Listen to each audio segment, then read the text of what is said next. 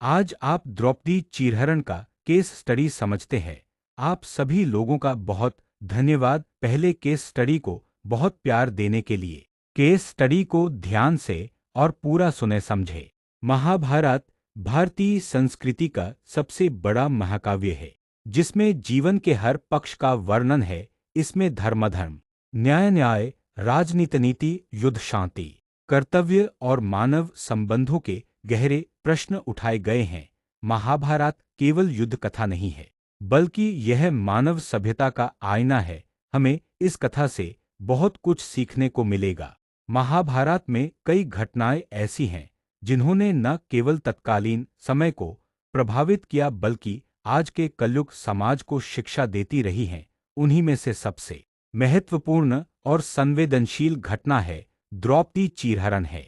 द्रौपदी, जिन्हें पांचाली भी कहा जाता है, महाभारत की मुख्य नायिकाओं में से एक हैं। वे महाराजा द्रुपद की बेटी थीं और स्वयंवर में अर्जुन को वरमाला पहनाकर पांडवों की पत्नी बनी। द्रौपदी का जीवन साहस, संघर्ष और अपमान सहने की कहानी है। उनका व्यक्तित्व इतना प्रखर था कि उन्हें महाभारत युद्ध का कारण कहा गया। महाभारत की अनेक घटनाओं में द्रौपदी चीरहरण का प्रसंग सबसे निर्णायक है। यह घटना केवल एक स्त्री के अपमान की कहानी नहीं है, बल्कि यह धर्म और अधर्म की निर्णायक लड़ाई का प्रारंभिक बिंदु भी है। द्रौपदी का अपमान इतना गहरा था कि उससे पांडव और कौरवों के बीच युद्ध की नींव पड़ी। द्रौपदी का चीरहरण ही महाभारत युद्ध की कारण था। जुआ का खेल पहले भी खतरनाक था और आज इस कलयुग में भी खतरनाक है। अब आगे समझते हैं। कौरव और पांडवों के बीच हमेशा ईर्ष्या और द्वेष का माहौल था। दुर्योधन को पांडवों की समृद्धि और लोकप्रियता सहन नहीं होती थी। शकुनी ने अपनी चालबाजी से दुर्योधन को यह सलाह दी कि पांडवों को जुए के खेल में हराया जाए। धृतराष्ट्र ने अनजाने में इस जुए के खेल को, यानी पासे के खेल को, अनुमति दी। युधिष्ठिर धर्मराज होने के बावजूद जुए की आदत और धर्मपालन की मजबूरी में खेल में बैठ गए। पांडवों का सब कुछ हार जाना और द्रौपदी को दांव पर लगाना। जुए में युधिष्ठिर ने क्रमशः अपना राज्य, धन, भाई और अंत में स्वयं को हार दिया। लेकिन लालच और शकुनी की चालबाजी यही नहीं रुकी। युधिष्ठिर ने अंततः द्रौपदी को भी दांव पर लगा दिया।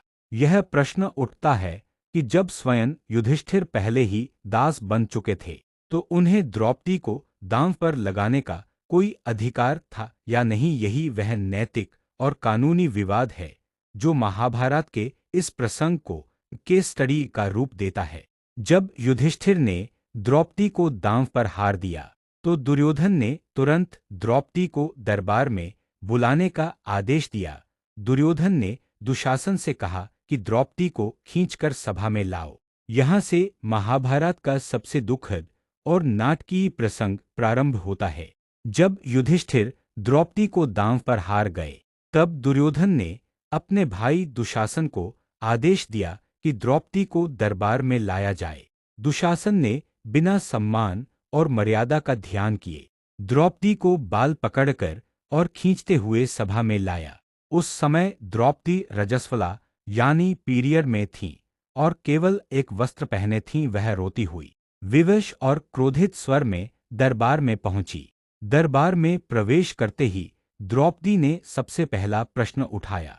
जब धर्मराज युधिष्ठिर स्वयं को पहले ही दांव पर हार चुके थे, तो क्या उन्हें मुझे दांव पर लगाने का अधिकार था? द्रौपदी ने बार बार सहायता मांगी, भीष्म से, द्रोणाचार्य से, धर्मराज युधिष्ठिर से, यहाँ तक कि धृतराष्ट्र से, लेकिन किसी ने उनका पक्ष नहीं लिया। द्रौपदी की विश्वास और चमत्कार। जब किसी ने मदद नहीं की, तो द्रौपदी ने हाथ जोड़कर श्री कृष्ण को पुकारा। उन्होंने कहा, हे गोविंद, हे माधव, मेरी लाज अब केवल आपके हाथ में है। तभी चमत्कार हुआ। जैसे जैसे दुशासन वस्त्र खींचता गया, वस्त्र बढ़ते गए। दुशासन थक गया, लेकिन वस्त्र का अंत नहीं हुआ। सभा में सभी लोग आश्चर्यचकित हो गए। यह स्पष्ट हो गया कि ईश्वर भक्त की रक्षा अवश्य करते हैं। स्त्री सम्मान का सवाल। यह घटना केवल द्रौपदी का नहीं, बल्कि पूरे समाज का अपमान थी। स्त्री को वस्तु की तरह दांव पर लगाना, उसे सभा में घसीटना और निर्वस्त्र करने का प्रयास, यह समाज के नैतिक पतन का प्रमाण था। राजनीति में धर्माधर्म, आज भी नेता लोग राजनीति के लिए सब भूल चुके हैं। इस प्रकार द्रौपदी को भारत की प्रथम नारी योद्धा कहा जा सकता है, जिसने अपनी अस्मिता की रक्षा के लिए समाज से सवाल किया। द्रौपदी के अपमान की प्रतिज्ञा। इस घटना के बाद द्रौपदी ने प्रण लिया कि वह अपने अपमान का बदला अवश्य लेंगी। उन्होंने प्रतिज्ञा की कि जब तक दुशासन का रक्त अपने बालों में नहीं लगाएंगी, तब तक बाल नहीं बांधेंगी। यह प्रतिज्ञा आगे चलकर महाभारत युद्ध का एक प्रमुख कारण बनी। राजनीतिक परिणाम, पॉलिटिकल कॉन्सिक्वेंसेस। द्रौपदी अपमान के बाद बिगड़ा माहौल। द्रौपदी के चीरहरण ने पूरे दरबार और समाज को झकझोर दिया। पांडव असहाय होकर चुप बैठे रहे। द्रौपदी के हृदय में अग्नि धधक उठी। कौरवों का घमंड और क्रूरता सबके सामने आ गई। इस घटना ने पांडवों और कौरवों के बीच की खाई और चौड़ी कर दी। वनवास और अज्ञातवास। चीरहरण और जुए के परिणाम स्वरूप पांडवों को 13 वर्ष का वनवास और 1 वर्ष का अज्ञातवास झेलना पड़ा। इसने पांडवों को मानसिक और शारीरिक रूप से और भी दृढ़ बनाया। द्रौपदी ने वनवास के दौरान भी अपने अपमान को बार बार स्मरण कराते हुए पांडवों में युद्ध की ज्वाला जलाए रखी। द्रौपदी की प्रतिज्ञा का असर। द्रौपदी ने शपथ ली थी कि जब तक दुशासन का रक्त अपने केशों में नहीं लगाएंगी, तब तक बाल नहीं बांधेंगी। यह प्रतिज्ञा पांडवों के लिए एक सम्मान का प्रश्न बन गई। भीम ने अंततः युद्ध में दुशासन का वध कर उसका रक्त द्रौपदी को अर्पित किया। महाभारत युद्ध का आधार। चीरहरण की घटना महाभारत युद्ध का मुख्य कारण बनी। यदि द्रौपदी का अपमान न हुआ होता तो शायद युद्ध टल भी सकता था, लेकिन इस अन्याय ने पांडवों को प्रतिशोध के लिए बाध्य कर दिया। श्री कृष्ण ने स्वयं भी पांडवों के पक्ष में युद्ध का संकल्प लिया, क्योंकि यह अधर्म की पराकाष्ठा थी। सत्ता और राजनीति का सबक।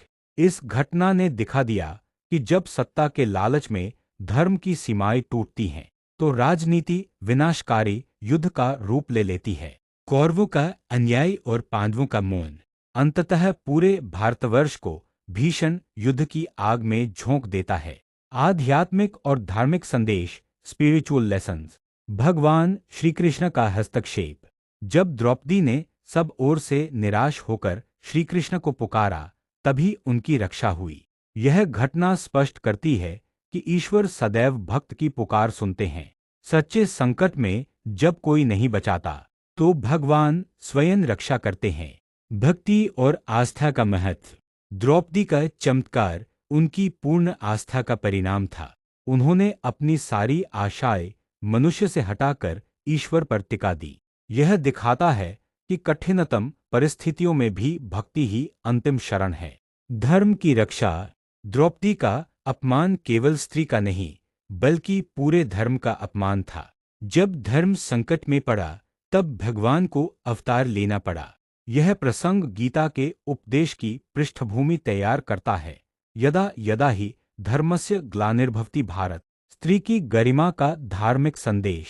भारतीय संस्कृति में स्त्री को शक्ति कहा गया है। द्रौपदी ने दिखाया कि स्त्री केवल गृहस्थी की आधारशिला नहीं, बल्कि अन्याय के विरुद्ध आवाज उठाने वाली धर्म की ध्वजवाहक भी है। आज के समाज के लिए द्रौपदी चीरहरण यह प्रेरणा देता है कि स्त्री सम्मान ही धर्म है। सत्ता का लालच विनाशकारी है। अन्याय के खिलाफ आवाज उठाना ही सच्चा साहस है। आखिरी वाक्य। महाभारत का यह प्रसंग केवल इतिहास नहीं है, बल्कि यह नैतिक चेतावनी है। द्रौपदी की पीड़ा हमें हमेशा याद दिलाती है कि जब तक स्त्रियों का सम्मान नहीं होगा, तब तक कोई भी समाज धर्म की राह पर नहीं चल सकता।